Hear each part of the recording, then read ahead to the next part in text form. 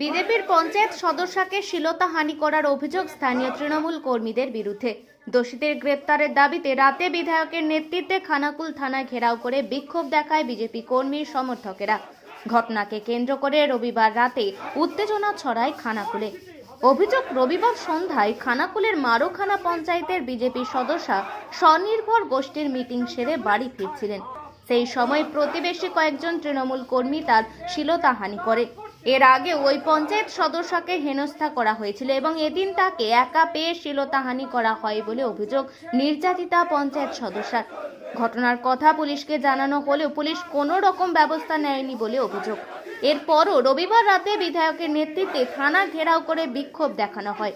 তারা পুলিশের নিষ্ক্রিয়তার অভিযোগ তোলেন। এলাকায় নারী নিরাপত্তা নেই বলে সরব হন। পাশাপাশি এই ঘটনায় দোষীদের অবিলম্বে গ্রেপ্তারের দাবি জানান বিধায়ক। ঘটনায় তৃণমূলের বিরুদ্ধে অভিযোগ উঠলেও অভিযোগ অস্বীকার করে তৃণমূলের দাবি এটা পারিবারিক ঘটনা আর তাকে বিজেপি রাজনৈতিক রং দিতে চাইছে। তবে শ্লীলতাহানির ঘটনা হলে তা খুবই নিন্দনীয়। যদিও সোমবার এই ঘটনায় জড়িত থাকার অভিযোগে মারোখানা এলাকা থেকে অভিজিৎ মণ্ডল, নীতিশ মণ্ডল, রাজেশ মণ্ডল ও দীপঙ্কর মণ্ডল নামের 4 জনকে গ্রেপ্তার করে পুলিশ এবং আজই তাদের আরামবাগ মহকুমা আদালতে পেশ করে। দল গোষ্ঠী আবার মিটিং ছিল, আমি বাড়ি ফিরেছিলাম। বাড়ি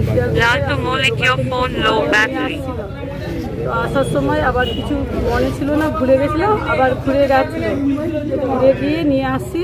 তো পেছন পেছন ওরা আমাকে দেখেছিল, হয়তো 3জন 4জন ছিল, আমি ভেবেছি ওরা গাড়িটা বন্ধ করেছে। আমি পেছন ঘুরে দেখলাম, আমি ভাবলাম যে পাশের বাড়ির ছেলে, আমি ভাবলাম যে যার বাড়ি যাবে, কিন্তু না, পেছন পেছন ঘুরে এসে আমাকে জাপটে ধরে শ্লীলতাহানির চেষ্টা করে। 15 বছর আগে, কিছুদিন আগে আমাকে ধর্ষণ করেছিল, কিন্তু এখন শ্লীলতাহানির চেষ্টা করেছিল। কারা ছিল ওরা? ওরা কারা ছিল? আমারই পাড়ার ছেলে। ওরা কি দল করে, কোনো রাজনৈতিক দল করে? টিএমসি ওরা। সকলেই টিএমসি করে? হ্যাঁ, সত্যি। আপনি কি কোনো দল করেন? আমি তো বিজেপি সদস্য, পঞ্চায়েতের সদস্য। ঠিক আছে। কোন পঞ্চায়েত? মারোখানা গ্রাম পঞ্চায়েত।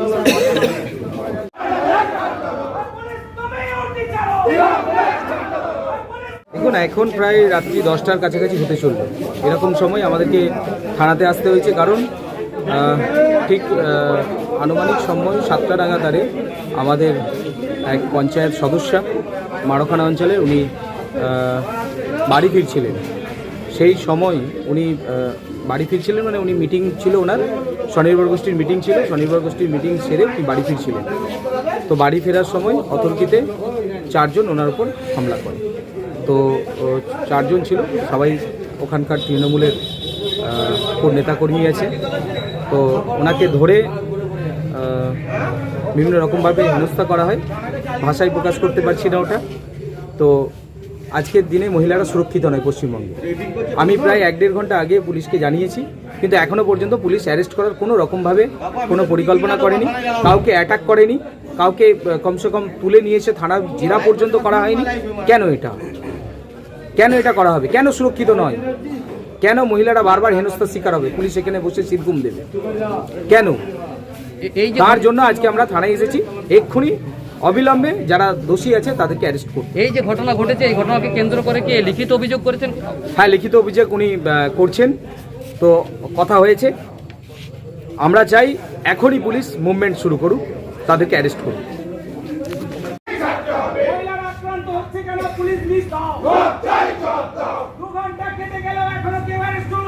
না, প্রথমত আমি খণ্ডন করি, এই যে আপনাদের কথাটা বলছেন, আমি যতদূর স্থানীয় জায়গা থেকে খবর নিয়েছি, ওটা পারিবারিক একটা গণ্ডগোল। আমি গতকালও বলে গিয়েছিলাম যে আমি স্থানীয়দের কাছ থেকে নেতৃত্ব যারা আছে আমি খবর নেব। আর এই বিধায়ক কিছু হলেই তৃণমূলকে টেনে আনে, যে তৃণমূল করেছে, এটা একটা ট্রেন্ড হয়ে গেছে যে কিছু হলেই তৃণমূলকে করবো। কারণ আপনারা দেখেছেন বিগত দিনে নিজের বাচ্চা শিশুটাকেও এই রাজনীতির মধ্যে এনেছে। তাই পুলিশ তদন্ত করছে, তদন্তর পথে চলবে। এই ধরনের ঘটনা তৃণমূল কংগ্রেস সমর্থন করে না, এবং যদি দোষী হয়, যারা এই অভিযোগের ভিত্তিতে যদি কেউ দোষী সাব্যস্ত হয়, তার দৃষ্টান্তমূলক শাস্তি হোক। আর আমি এই বিজেপির অপদার্থ বিধায়ককে বলবো যে আমাদের মাননীয় মুখ্যমন্ত্রী তড়িঘড়ি যে বিল পাস করিয়েছেন, একদম কঠোর আইন নিয়ে এসে, তো সেই বিলকে কেন ঠান্ডা করে ফেলে রেখেছে? পদ্মপালকে বলুক এবং তাড়াতাড়ি বিলটা যাতে কার্যকরী করা হয়। দেখুন, পুলিশ তদন্তের পথে চলবে। তদন্ত করার যাদের দায়িত্ব সেই পুলিশ প্রশাসন, তারা তদন্ত করে যদি নিশ্চিতভাবে তারা দোষী হয় তার শাস্তি হবে। না, এসব কোনো দলীয় ব্যাপার নয়। তৃণমূলের ঘাড়ে চাপিয়ে দিচ্ছে। আসলে 6-6 হয়েছে, তো বিধায়কের পায়ের নিচে জমি মাটি চলে গেছে, সেই কারণে ওকে প্রচারের আলো আসতে হবে। ও তো কিছু নেই, ওই যে 4টে বডিগার্ড ছাড়া ওর নিজস্ব বলে কিছু নেই।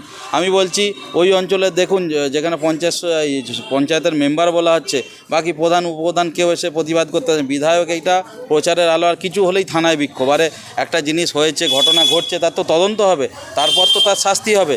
বলছে অ্যাটাক করছে না কেন? কারণ পুলিশ যে কি অ্যাটাক করবে বন্দুক নিয়ে, আতঙ্কবাদী?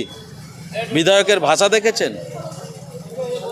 এখন আরামবাগেই রয়েছে প্রাণ আইভিএফ ফার্টিলিটি সেন্টার। নিঃসন্তান দম্পতিদের মুখে হাসি ফোটানোর বিশ্বস্ত প্রতিষ্ঠান প্রাণ আইভিএফ ফার্টিলিটি সেন্টার দক্ষিণবঙ্গের মধ্যে সর্ববৃহৎ এবং সর্বপ্রথম এআরটি গভর্নমেন্ট রেজিস্টার প্রাপ্ত আইভিএফ সেন্টার এখন আরামবাগেই। অল্প খরচে আইভিএফ পরিষেবা, বন্ধ্যাত্ব চিকিৎসার এক অভিনব অধ্যায়। প্রাণ আইভিএফ ফার্টিলিটি সেন্টার একেবারে অল্প খরচে পুরুষ ও মহিলার বন্ধ্যাত্ব পরীক্ষা, বন্ধ্যাত্ব চিকিৎসা সবকিছুই হয় আমাদের প্রতিষ্ঠানে। সুচিকিৎসার মাধ্যমে মা ও বাবা ডাক শুনতে পারবেন নিঃসন্তান দম্পতিরা।